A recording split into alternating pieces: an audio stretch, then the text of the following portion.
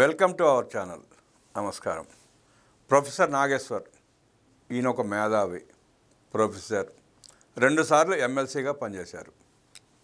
ఈయన సోషల్ మీడియాలో మంచి ఇన్ఫ్లుయెన్సర్. గతంలో చెప్పినవన్నీ నమ్మారు ప్రజలు. కొత్తగా ఈ మధ్య ఒక మీడియాతో మాట్లాడుతూ నాకు ఎవరో చెప్పారంటూ పవన్ కళ్యాణ్ మీద, అమిత్ షా మీద నిందలు వేశాడు ఈయన. పవన్ కళ్యాణ్ గారు అమిత్ షా గారిని కలిసినప్పుడు జగన్ ప్రస్తావన వచ్చి జగన్ని అరెస్ట్ చేయమంటే, నీకెందుకు జగన్ అరెస్ట్ గురించి, శత్రుత్వం చంద్రబాబుకి జగన్ కదా, నువ్వు ఊరుకో, నీ పని నువ్వు చేసుకో, మనకి జగన్ నమ్మకమైన మిత్రుడు, నీకు కూడా ఉపయోగపడతాడంటూ ఆయన ఈయనకి చెప్పినట్టు ఈయనకి ఎవరో చెప్పారంట. అక్షరానికి లెక్క, పదానికి లెక్క, పేరాకి లెక్క. ఏ లెక్కన ఈయన ఈ మాటలు మాట్లాడాడో ఆయనకి అర్థం కావాలి. జగన్మోహన్ రెడ్డి చంద్రబాబు నాయుడు గారికో పవన్ కళ్యాణ్ గారికో శత్రువు కాదు, రాష్ట్రానికి శత్రువు, ప్రజలకు శత్రువు. అలాంటి వ్యక్తిని సమర్థిస్తా అమిత్ షా గారు మాట్లాడాడంటే ఎవరన్నా నమ్ముతారా? ఆ రకంగా ఒకవేళ అమిత్ షా గారు మాట్లాడి ఉంటే చంద్రబాబు నాయుడు గారికి కేంద్రంలో కీలక బాధ్యతలు అప్పచెబుతారా?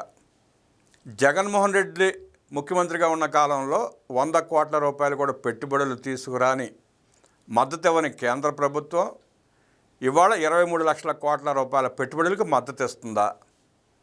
డిఫెన్స్ పరిశ్రమలు ఆంధ్రాలో పెట్టుకోవడానికి అవకాశం ఇస్తుందా?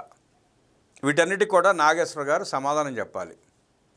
ఏ లెక్క తీసుకుని ఏ లెక్కన మాట్లాడాడో ఆయన వివరణ ఇవ్వాలి.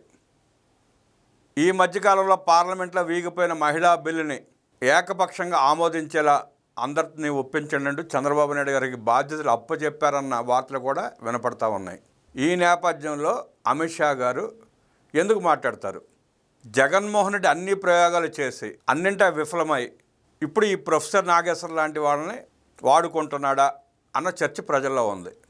అబద్ధం చెప్పినా అతికినట్టు ఉండాలి అన్న చందాన ప్రొఫెసర్ నాగేశ్వర గారు ఎందుకు ఇలా స్థాయి తగ్గించుకుని మాట్లాడుతున్నారో ఆయనకి అర్థం కావాలి. ఆయన మాట్లాడాడని దాన్ని ఉటంకిస్తూ సాక్షిలో ఒక వార్త రాశారు. సాక్షి వక్రాక్షిలో ఎలా అయితే ఈ చెత్త వార్త రాసిందో ఆ చెత్త వార్తని వైరల్ చేయడానికే ఉండేదే పేటీఎం కూలీలు. వాళ్ళకు ఒక అభిప్రాయం ఉండి ఏడిస్తే జగన్ రెడ్డిని ఎందుకు సమర్థిస్తారు, జగన్ రెడ్డిని ఎందుకు ప్రమోట్ చేస్తారు? ఆ జ్ఞానం వైఎస్ఆర్ కాంగ్రెస్ పార్టీ నాయకులకు లేకపోయినా, జగన్మోహన్ రెడ్డికి లేకపోయినా ప్రజలకు స్పష్టంగా ఉంది. అమిత్ షాతో గతంలో భేటీ అయిన సందర్భంగా వైఎస్ జగన్ను జైల్లో వేయించాలని తమ పార్టీ నాయకుల నుంచి ఒత్తిడి ఉందని పవన్ కళ్యాణ్ ప్రస్తావించగా అమిత్ షా ఈ వ్యాఖ్యలు చేసినట్టు నాగేశ్వర్ వివరించారు. ఒకవేళ నిజంగా జరిగి ఉండుంటే కోర్ కమిటీ సమావేశంలో పవన్ కళ్యాణ్ గారు ఆ ప్రస్తావన తీసుకొచ్చినట్టయితే, ఆ సమావేశంలో పాల్గొన్న వాళ్ళు ఎవరైనా నాగేశ్వర్ చెప్పినట్టయితే వాళ్ళ పేర్లు చెప్పి ఉండేవాడు నాగేశ్వర్. పేర్లు ప్రస్తావించకుండా జగన్మోహన్ రెడ్డి ఇచ్చిన స్క్రిప్ట్ని చదువుతూ కాళ్ళు ఇరిగిపోయి కుంగిపోయిన జగన్మోహన్ రెడ్డిని లేపడానికి జాకీలు వేసుకుని మొదలుపెట్టాడు లేపడానికి ప్రొఫెసర్ నాగేశ్వర్. ఎంత జాకీలు వేసి లేపినా లెగిసే మనిషి కాదు జగన్ అన్న సంగతి జ్ఞప్తికి రాకపోవడం ఆశ్చర్యం. ఇందాక చెప్పుకున్నట్టు జగన్మోహన్ రెడ్డి చంద్రబాబు నాయుడు గారికి శత్రువు కాదు.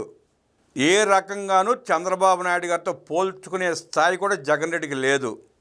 అది స్పష్టం. జగన్మోహన్ రెడ్డి చేసిన అక్రమాలు, దోపిడీలు, దారుణాలు, మారణ హోమం రాష్ట్రం చూసిన తర్వాతే జగన్మోహన్ రెడ్డిని చాచి కొడితే 11కి కుదేలయ్యి రాష్ట్రం వదిలిపెట్టి పారిపోయిన సంగతే యావత్ దేశానికి తెలుసు, ప్రపంచానికి తెలుసు. తెలియంది ఈ మేధావి నాగేశ్వర్ గారికి మాత్రమే. గతంలో పలుమార్లు ఈయనే చెప్పాడు వాళ్ళు ఎటువంటి మనుషులో, రాజశేఖర రెడ్డి ఎంత దుర్మార్గుడో, జగన్మోహన్ రెడ్డి ఎంత నయవంచుకుడో, ఎంత దుర్మార్గుడో ఈయన పలు సందర్భాల్లో పలు వీడియోలో ఈయనే చెప్పాడు. ఇవాళ లెక్కల మారగానే, లెక్కల మూటల గడపల దాటగానే భుజానేసుకుని తిరుగుతున్నాడు ఈయన. ఇంకా ప్రజలు పిచ్చివాళ్ళను చేసి, ప్రజల్ని భ్రమంలో ఉంచి, తాను 23 మాసాలుగా చేపట్టిన కార్యక్రమాలన్నీ ఫెయిల్ అయ్యి తన మెడకే చుట్టుకుంటా ఉంటే, సరే కాస్త కూస్తో ఇన్ఫ్లుయెన్స్ ఉంది కదా, ఈయన చెప్తే 10 మంది అన్న నమ్ముతారన్న ఉద్దేశంతో నాగేశ్వర గారితో ఈ సోదంతా చెప్పించాడని స్పష్టం అవుతూ ఉంది. రాష్ట్రాన్ని ఏం ఉద్ధరించాడని చెప్పి జగన్ నమ్ముతారు, ప్రజలకు ఏం మేలు చేశాడని చెప్పి జగన్ నమ్ముతారు. తండ్రిని అడ్డం పెట్టుకుని 11 సిబిఐ కేసులతో 7 ఈడీ కేసులతో రాష్ట్ర సంపదని 40,000 కోట్ల రూపాయలను లూటీ చేసిన జగన్మోహన్ రెడ్డిని అమిత్ షా ఎందుకు సమర్థిస్తారు? ఏ రకంగా మంచి మిత్రుడు అవుతాడు? ఎవరన్నా దారిని పోయి అడుక్కునేవాడు కూడా ఒక దొంగను చూసి పారిపోతాడు తప్ప దగ్గరికి పిలిచి మాట్లాడే ప్రయత్నం చేయడు. అలాంటిది అమిత్ షా ఈ వ్యాఖ్యలు చేశాడంటే నమ్ముతారా? అలాంటి ఉద్దేశం అమిత్ షాకు ఉంటే తెలుగుదేశం పార్టీతో జత కట్టేవాళ్ళ? ఇవాళ కేంద్రంలో కీలక భాగస్వామిగా ఉన్న తెలుగుదేశం పార్టీ గురించి ఆయన అలా మాట్లాడి ఉంటాడా?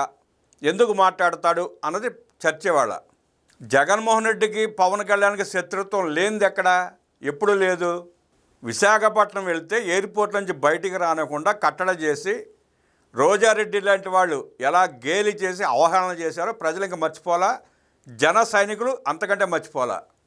ఇంకోసారి విశాఖపట్నం వెళ్ళిన సందర్భంలో హోటల్లో నిర్బంధించి పవర్ కట్ చేసి నీళ్లు కట్ చేసి పవన్ కళ్యాణ్ని ఎంత దుర్మార్గంగా ఇబ్బంది పెట్టారో, వైఎస్ఆర్ కాంగ్రెస్ పార్టీ నాయకుల్ని ఎలా కొట్టించారో కూడా ప్రజలు మర్చిపోలా, జన సైనికులు మర్చిపోలా. విజయవాడ వెళ్ళడానికి రోడ్డు మార్గాన వెళితే జగ్గైపేట దగ్గర చెక్ పోస్ట్ దగ్గర పవన్ కళ్యాణ్ ఆపి ఎలా అవమానించారో ప్రజలు మర్చిపోలా, జన సైనికులు మర్చిపోలా. అంబటి రాంబాబుతో పవన్ కళ్యాణ్ని ఎలా తిట్టించాడో జగన్ రెడ్డి ప్రజలు ఇంకా మర్చిపోలా. పేరుని నాని లాంటి వాడి చేత ఎలా తిట్టించాడో కూడా ప్రజలు ఇంకా మర్చిపోలా, జన సైనికులు మర్చిపోలా. ఇంకా వాళ్ళిద్దరి మధ్య ఏమీ లేదని అమిత్ షా గారు ఎలా అంటాడు? ఈ ప్రొఫెసర్ నాగేశ్వర్ ఎలా సమర్థిస్తాడు? పవన్ కళ్యాణ్ని అసెంబ్లీ గేటు కూడా తాకనివ్వమని చెప్పి అసెంబ్లీ వేదికగా తొడగొట్టి సవాలు చేసిన వైఎస్ఆర్ కాంగ్రెస్ పార్టీ నాయకుల సవాళ్ళను ఇంకా ప్రజలు మర్చిపోలా, జన సైనికులు మర్చిపోలా. నెల్లూరు మీటింగ్లో పవన్ కళ్యాణ్ని దూషించిన అనిల్ కుమార్ యాదవ్ వైఎస్ఆర్ కాంగ్రెస్ పార్టీ మాజీ నాయకుడు, ఆయన మాట్లాడిన మాటల్ని రాష్ట్రం ఇంకా మర్చిపోలా. ఆనాడు కాకినాడ ఎమ్మెల్యేగా ఉన్న ద్వారంపూడి చంద్రశేఖర్ రెడ్డి పవన్ కళ్యాణ్ని తిట్టిన విషయాన్ని ఇంకా జన సైనికులు మర్చిపోలా, రాష్ట్రం మర్చిపోలా. ఈ రోజుకి పవన్ కళ్యాణ్ని టార్గెట్ చేపించి జగన్ రెడ్డి ఎంతమంది చేత తిట్టిస్తున్నాడో పవన్ కళ్యాణ్ గారు మర్చిపోలా, జనసేన పార్టీ మర్చిపోలా, రాష్ట్రం మర్చిపోలా. ఇన్ని విభేదాలు వాళ్ళిద్దరి మధ్యలో ఉంటే జగన్ రెడ్డితో సఖ్యతగా ఉండమని చెప్పి అమిత్ షా గారు పవన్ కళ్యాణ్ గారికి ఎందుకు చెప్తాడు? ఎలా చెప్తాడు? ఆయన కేంద్ర హోంమంత్రి. జగన్ రెడ్డికి మళ్ళీ ఓడిపోయి యలంకా ప్యాలెస్లో దాక్కున్న వ్యక్తి కాదు కదా ఎలా పడితే అలా మాట్లాడటానికి. ప్రొఫెసర్ నాగేశ్వర గారు కూడా మీ స్థాయిని తగ్గించుకొని దిగజారిపోయి మాట్లాడాల్సిన అవసరం లేదని నెటిజన్లు, 2 తెలుగు రాష్ట్రాల ప్రజలు కూడా ఆయన నిలదీస్తున్నారు. లేదు, నాకు అందిన వార్త నిజమే, నేను నిజమే మాట్లాడానని మీరు అనుకుంటే మీకు చెప్పిన వ్యక్తి పేరు బయట పెడితే వాస్తవాలు బయటపడతాయి. అలా కాకుండా జగన్మోహన్ రెడ్డి ఇచ్చే లెక్క తీసుకుని లెక్క ప్రకారమే నేను మాట్లాడతాను అంటే అది మీ విఘ్నతగా వదిలేస్తున్నారు ప్రజలు. ఇక భవిష్యత్తులో మీరు నిజం చెప్పినా నమ్మే పరిస్థితి ఉండదు అన్నది వాస్తవం. నిజాలు మాట్లాడి మీ విలువను పెంచుకుంటారా? జగన్మోహన్ రెడ్డి లెక్క కోసం అబద్ధాలు మాట్లాడి మీ స్థాయిని మీరే దిగజార్చుకుంటారా? మీ ఇష్టం.